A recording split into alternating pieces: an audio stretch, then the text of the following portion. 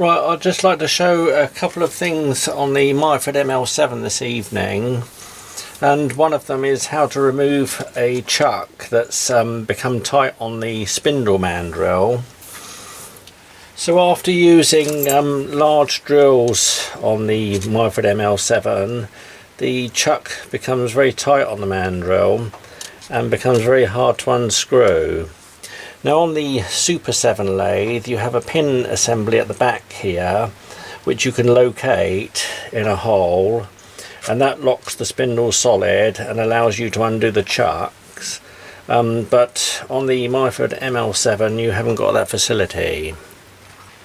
Now one thing you must never be tempted to do on the Myford ML7, and that's use the back gear lever to lock the spindle.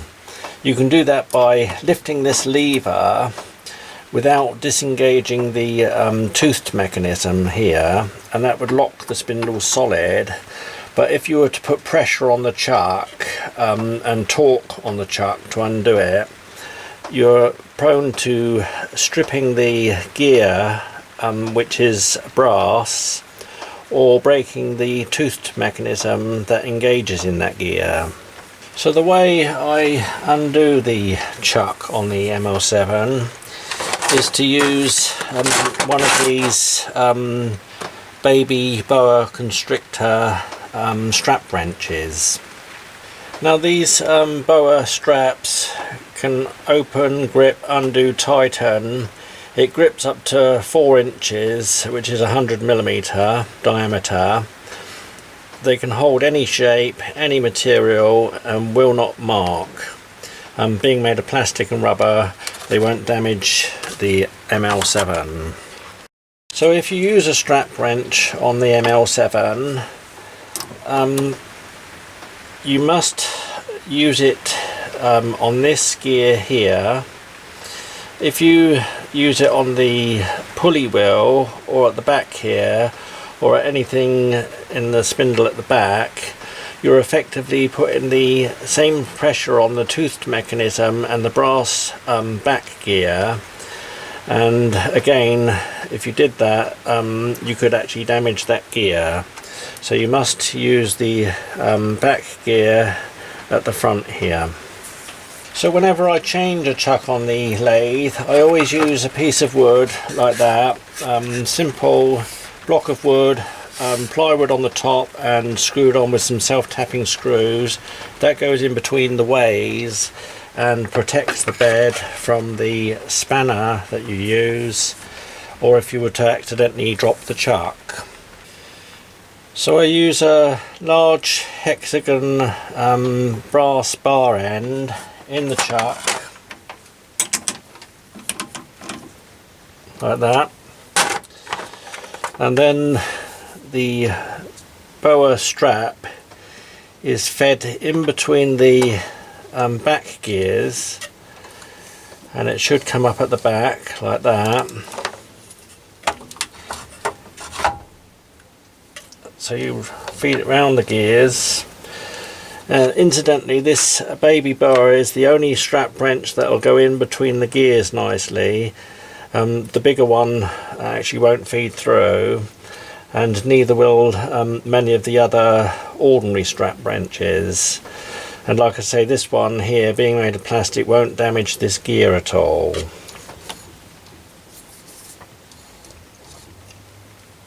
So next I use a piece of leather which is cut from an old leather belt, and that goes in between the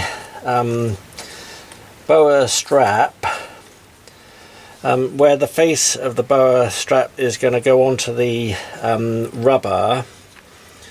Now if you didn't have that piece of leather, it's not to actually protect the lathe, it's to protect the rubber of the strap. The sharp teeth of the gear will actually cut the strap, and I've already ruined one strap doing that before I found out to use the piece of leather. So next I've got this nice really long ring spanner which goes onto the brass hexagon, and then tighten up the strap wrench, and it actually rests on the headstock there, and you twist it up, and you can pull the spanner to undo the chuck like that, and that was quite stuck.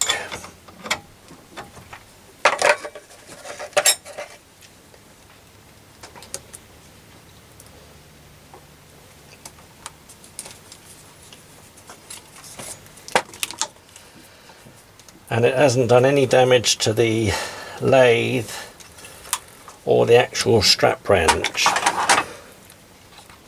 And then I found the best way of actually continue taking the chuck off is by using my handle on the back of the lathe, and you can hold the chuck with one hand and continue to unscrew the chuck like that.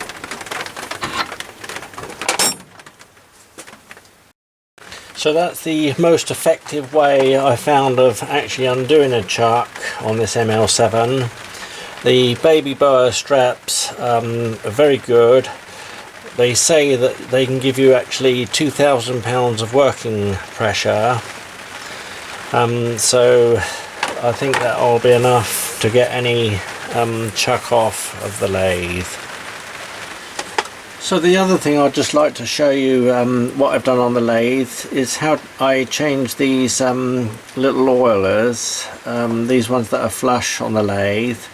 I've bought these nice new concave oilers, and I wondered how to get these out. I thought I was going to have to take the lathe apart and knock them out, but I found that you can just get an ordinary self-tapping screw there like that, and just screw it into the oiler, push the ball bearing in and screw it in just maybe one thread, and then you can get a bar of metal and a pair of pliers and just lever the oiler out like that, and then the new one goes in, and you can just tap it home with a plastic mallet like that. So this one's a little bit tighter, so I'm going to screw the self-tapper in a little bit further.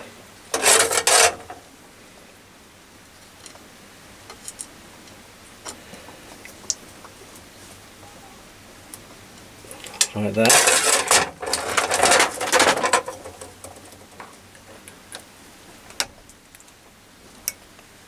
And it works every time.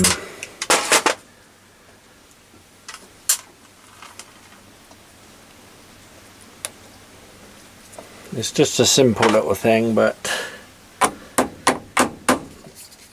it's just something I've learnt recently. And that's it. And lastly, just before I finish, I'd just like to show you how well this lathe is going now since I've done the spindle and bearing change. I can actually start the lathe up and the spindle will stay static until I pull the lever and the lathe will run. As soon as I release the lever, the lathe spindle stops, and that's pretty good for a lathe without a clutch.